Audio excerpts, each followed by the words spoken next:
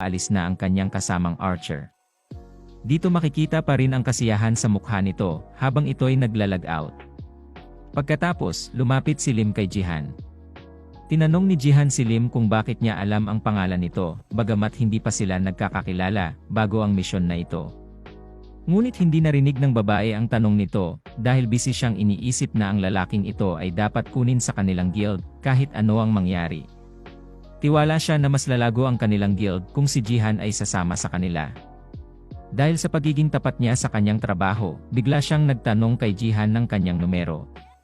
Matapos ang ilang sandali, napagtanto ng babae ang kanyang ginawang pagtatanong at namula ang pisngi nito sa hiya nang tinanong siya ni Jihan kung ano ang ibig niyang sabihin, ngunit siya ay nagpanik at maraming bagay ang pumasok sa kanyang isipan na hindi niya maipaliwanag.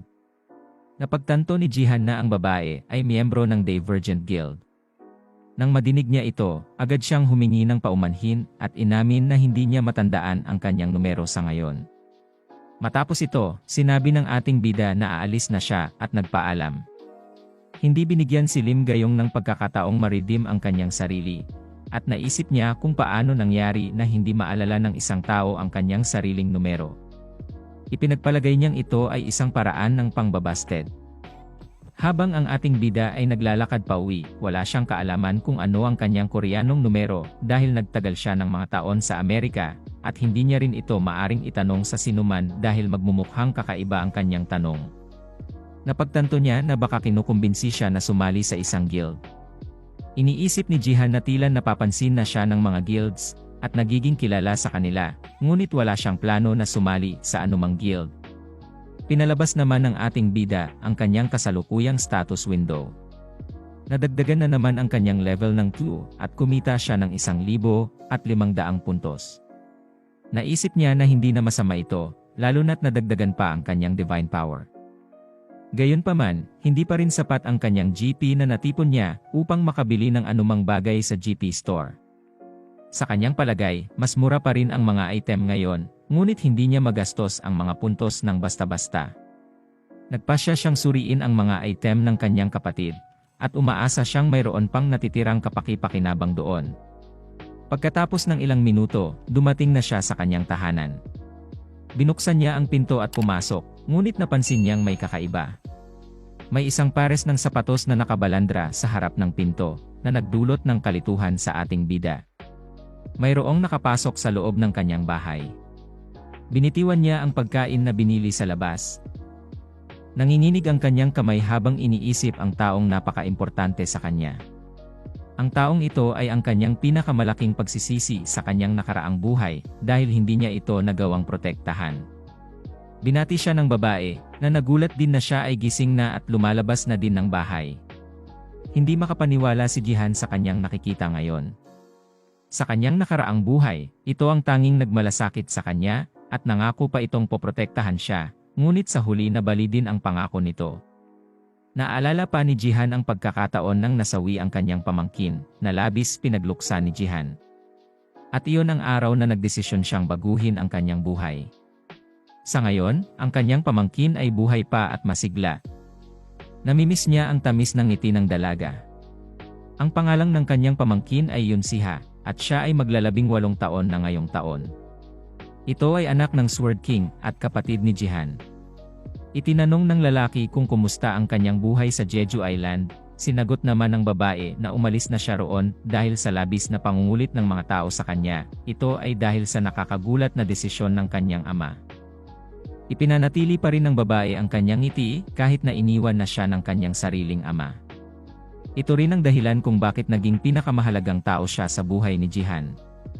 Galit na galit si Jihan nang marinig niya ang balita tungkol sa kanyang manugang. Tinanong niya si Siha kung nakausap na ba niya ito. Kumontak si Yoon Sejin sa kanyang anak kanina, ngunit may mali sa mga sinabi nito. Sinabi ni Sejin kay Siha na nahulog na ang loob nito sa ibang tao. Sumubok ang babae na kumbinsihin ang kanyang ama, ngunit walang naging epekto. Ang kondisyon ng kanyang bagong kasintahan ay kinakailangan niyang iwan ang lahat ng mayroon siya sa Korea at lumipat sa Japan. Siya ay kinakailangang magsimula ng panibagong buhay kasama ang kasintahan. Nang malaman ito ni Jihan, lalong nagalit ito sa Sword King. Napabuntong hininga na lamang ito nang hindi niya mailabas ang kanyang galit dahil nandun pa si Siha sa harap niya. Ipinahayag ni Sejin ang kawalan niya ng responsibilidad nang piliin niyang iwanan ang kanyang anak alang-alang sa isang relasyon. Napansin naman ni Siha na nasira ang kanilang family portrait. Napagtanto niya na ang kanyang tiyuhin ang sumira nito. Sinubukan ni Jihan na ipaliwanag ang kanyang sarili. Sinabi niya na bigla na lamang siyang nagalit nang hindi niya namamalayan. Pero nagulat siya sa sagot ni Siha. Sinabi nitong gusto niya sanang siya ang sisira sa larawan ng kanyang ama. Napagtanto ng lalaki na palaging ganoon si Siha kahit sa dati nitong buhay.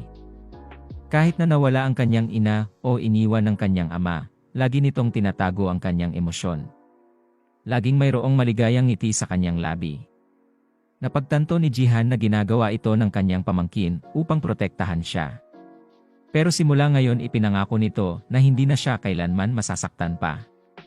Hinaplos ni Jihan ang ulo ni Siha at sinabi sa kanya na siya na ang bahala sa kanya ngayon.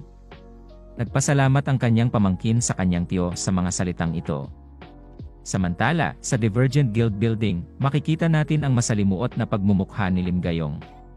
Labis pa rin ang kanyang hiya sa mga nangyari. Hindi naman mapigilang tumawa ang kanyang boss nang malaman ang nangyari kay Lim.